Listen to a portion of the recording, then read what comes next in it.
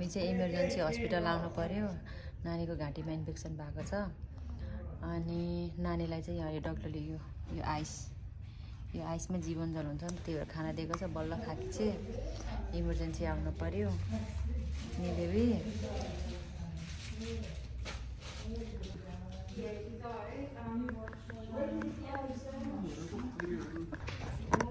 बच्चालाई इन्फेक्सन भएछ। म कति आज सुत्दै 4 दिन भइसक्यो नसुतेको, अनि त्यही भएर मेरो यस्तै पिम्पल्सहरू आयो गाइस। इग्नोर गर्नु यो चाहिँ। अहिले चाहिँ मेरो छोरी अलिकति ठिक भइरहेछ बेबीलाई। डक्टरले त खोइ हाम्रो त नेपालतिर त ऊ खाना दिन्छ जस्तो लागेको थिएन मलाई। आइस यहाँ त हेर्नु न,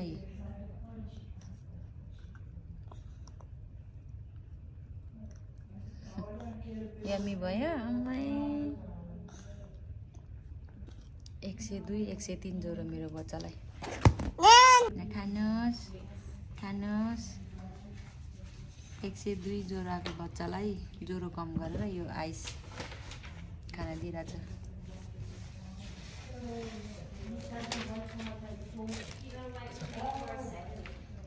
बेबी जामा अब हामी घर जाने। अब पापा जानुभयो। इमर्जेन्सी बच्चाले लिएर आउनु पर्यो। अहिले चाहिँ अलिक ठिक भयो। 102 ज्वरो आएको थियो, त्यही भएर 102 103 यस्तै ज्वरो भएको थियो। छिटो इमर्जेन्सी लिएर आउनु पर्यो यहाँ। अहिले घर जाँदै हो बेबीलाई अलिक ठिक पारेर। अनि बेबी आमै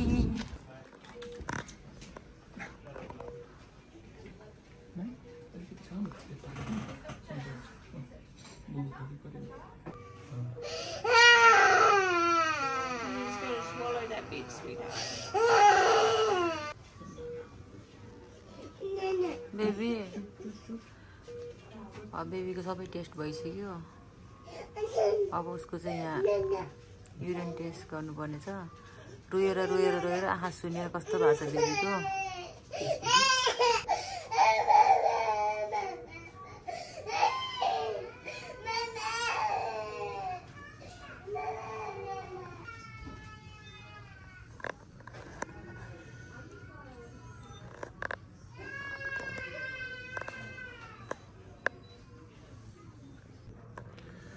नानी बल्ल औषधि खाएर सुत्यो। न्युरोफेन कति धेरै औषधि, न्युरोफेन, प्यारासिटामोल। उसको आफ्नै थ्रोट इन्फेक्सनको 10:30 भयो। अब उसले सुसु गर्ला र सुसु पक्रिएर चेक गरौँला भनेर यहाँ सुसुको भाँडा थापेर बसिरहेको छु। मम्मीलाई चाहिँ सुत्न दिएको 4 दिन भइसक्यो नसुतेको। एकदम गाह्रो हुने छोरी बच्चा बिरामीमा चाहिँ एकदम गाह्रो हुन्छ। धन्न अहिले चाहिँ सुतिरहेको छ बिचरा आनन्दले। अहिले चाहिँ र कति बेला सुसु गर्ला र चेक गराउन भनेर बसिरहेको छु। त्यो सुसुमा इन्फेक्सन भएको हो कि भनेर नि चेक गर्नुपर्छ। पानी खाएको छैन, धेरै ज्वरो आएर डक्टर आएको छैन अहिलेसम्म। हामी यहाँ 7 बजी आएको होला यो इमर्जेन्सीमा। यहाँ इमर्जेन्सीको डक्टरले चाहिँ हेऱ्यो, तर बच्चाको डक्टर अहिलेसम्म हेर्न आएको छैन। हेल्थ केयर सिस्टम चाहिँ अस्ट्रेलियामा एकदम खत्तम छ। नेपालमा एकदम बेटर छ। अस्ट्रेलियामा आउनुभयो भने तपाईँको एकदम खत्तम हेल्थ केयर सेक्टर। गाइस म चाहिँ अघि सुतेको थिएँ, अहिले उठेँ। अलिकति 1 घन्टा भयो नि सुतेँ। आनन्द आइरहेछ। अहिले 11:30 भयो। एकदमै भोक लाग्यो। नानीलाई अचानक हस्पिटल लिएर आउनु पऱ्यो कि उसलाई साह्रो भएर। अनि त्यसपछि सबैजना हामी थियौँ। यसो खानासाना खानु पऱ्यो, बस्नु पऱ्यो भनेर। अनि त्यसपछि खानै खान पाएन। त्यतिकै हामी 7 बजीतिर आइहाल्यौँ हामी हस्पिटल आइसकेपछि। अहिले 11:30 भइसक्यो। 11:30 भइसक्यो, अहिलेसम्म डक्टर आएको छैन। अब यहाँ कुरेर बसिरहेछ। यस्तो छ। नानी चाहिँ यहाँ सुतिरहेछ। अनि केही पनि खाएको छैन, केही खाएको छैन हामी। अनि चाहिँ हबीले मलाई पानी ल्याइदियो। अनि यो सेलरोटी चाहिँ मलाई ल्याइदिनु भएको थियो यता मम्मीले बनाएर। अनि त्यही सेलरोटी चाहिँ अस्मिता बहिनीलाई हतार हालिदेऊ न त्यो सेलरोटी भए पनि भनेर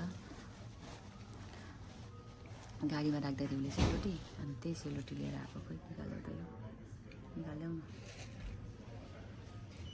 न मलाई सेलरोटी।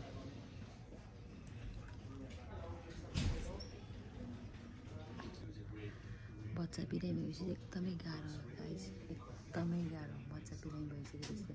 मेरो फेरि चाहिँ बिरामी हुँदैन हतपति, बिरामी भइसकेपछि चाहिँ उसलाई हस्पिटल ल्याउनै पर्छ, उसलाई हस्पिटल ल्याउनै पर्छ। फर्स्टै गाह्रो।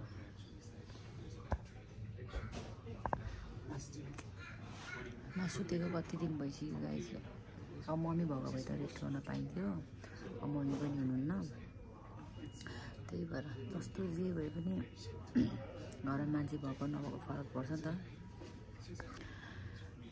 हिजो पनि उसलाई अचानक हामीले लिएर जानु पऱ्यो क्या, उसले के अरे दुधै खाएन क्या, केही खाँदै खाएन भएर यहाँ इन्फेक्सन भएर छ उसलाई।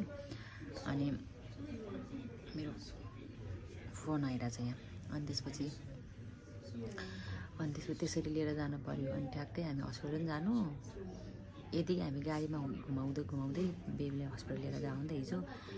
अनि उसलाई गाडीमा घुमाउँदै सुताउने, अनि त्यसपछि बोबो पनि खुवाउने भनेर त्यसरी हिँडेर लिएर गयो। तर के अरे गाडीमा हुँदाहुँदै अचानक उसलाई एकदमै साह्रो भएर ज्वरो बढ्यो क्या उसको। त्यतिकै हामी हस्पिटल लिएर गयौँ। त्यसपछि ठ्याक्कै भाइ र बहिनी, अस्मिता बहिनीहरू यता मेरो घर आएछ, उनीहरूलाई फेरि सबै सामानहरू ल्याउन लाएर हामी सबैजना, अनि उनीहरू पनि आयो हस्पिटल। त्यसरी चारैजना हामी हस्पिटलमा बसेर सबै थोक चेक गरेर मजाले घर पठाएको। अनि फेरि आज बिहान चाहिँ मजाले उठेर अलिक राम्रै भएको थियो, मजाले खाइवरी मजाले बस्यो, दिनभरि खेल्यो। अनि फेरि ठ्याक्कै 3 बजीतिर मेरो बेडबाट, हाम्रो सुतेको बेडबाट नानी अचानक झऱ्यो कि।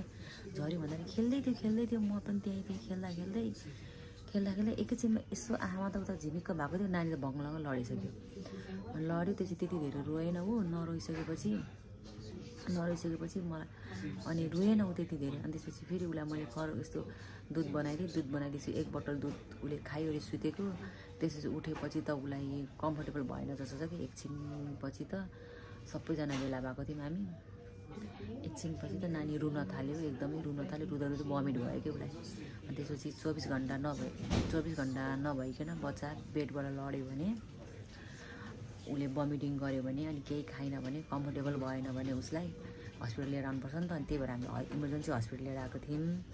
ल्याउन चाहिँ बेडबाट खसेको भनेर नानीलाई चाहिँ हामीले हस्पिटल लिएर आएको। तर बेडबाट खसेर उसलाई त्यस्तो केही पनि भएको रहेछ, सबै एकदमै राम्रो। तर उसलाई चाहिँ धेरै औषधि भयो, उसलाई धेरै औषधि, उसको धेरै अब प्रब्लम भयो, उसलाई धेरै औषधि खानु पऱ्यो नि त। धेरै औषधि खानु पऱ्यो। अनि उसले पानी धेरै खाइदिएन। त्यसपछि चाहिँ उसलाई पिसाबहरू पोल्न थाल्यो, इन्फेक्सन हुन थाल्यो कि। युरिनमा इन्फेक्सन भएपछि उसको प्राइभेट पार्टहरू सबै सुँघिन थाल्यो कि। त्यो भएर चाहिँ उसलाई गाह्रो भएर रहेछ, यहाँ हस्पिटल आएर थाहा भयो। अनि त्यही भएर अहिले चाहिँ हामी युरिन कुहिरहेको कि उसको लिइसकेपछि यहाँ डक्टरलाई दिने हो। अनि त्यसपछि मात्रै थाहा हुन्छ हामी घर जाने कि नजाने भनेर। अब अहिले 12 बज्न आँटिसक्यो। अब आज पनि हामी हस्पिटलमै हुन्छ जस्तो।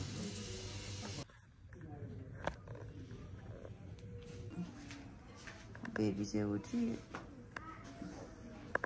डक्टर आएको थियो, डक्टरले आउँदाखेरि उठिहाल्यो नि भर्खर। गाइस 12:15 भइरहेछ।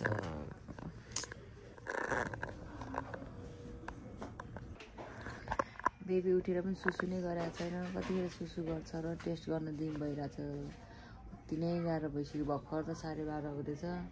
कहिले उज्यालो हुने हो, कहिले घर जाने हो, कहिले गएर आनन्दले सुत्ने।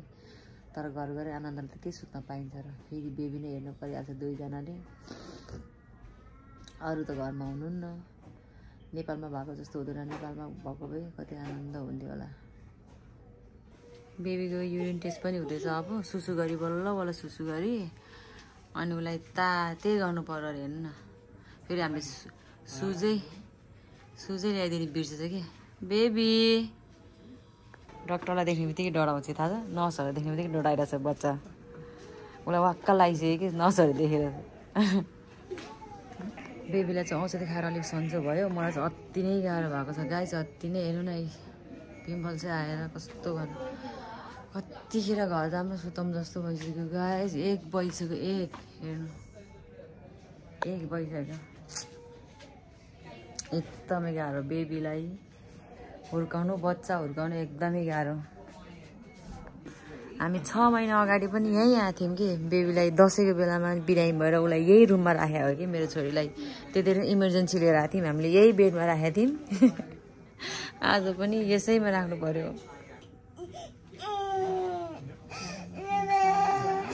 गाइस हामी चाहिँ बिहानको 5 बजे अहिले अझै घर जाँदै हो। एकदमै यहाँ काठमाडौँ भन्दाखेरि टोम्बा हस्पिटलमा अहिले चाहिँ टोम्बामा एकदमै चिसो बढेको छ यहाँ, त्यही भएर अब चाहिँ हामी घर जाँदै हो।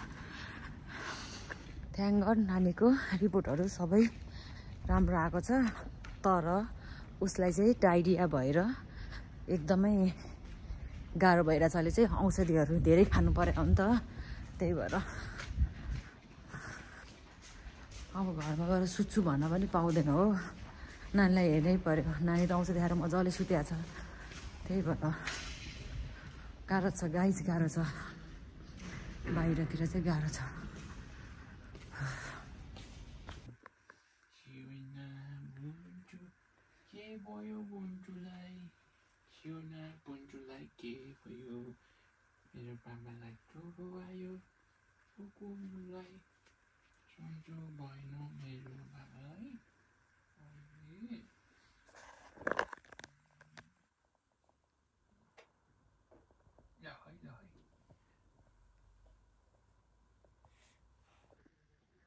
गाइस हामी चाहिँ बिहान आएर सुतेर फेरि 8 बजीतिर उठेर नानीलाई औषधि दुध खुवाएर सुतेको। अहिले भर्खर उठ्यौँ। अहिले चाहिँ आज 6 तारिक हो मे। यस्तो गाह्रो बच्चालाई। अब फेरि अर्को प्रब्लम भइरहेछ बच्चालाई।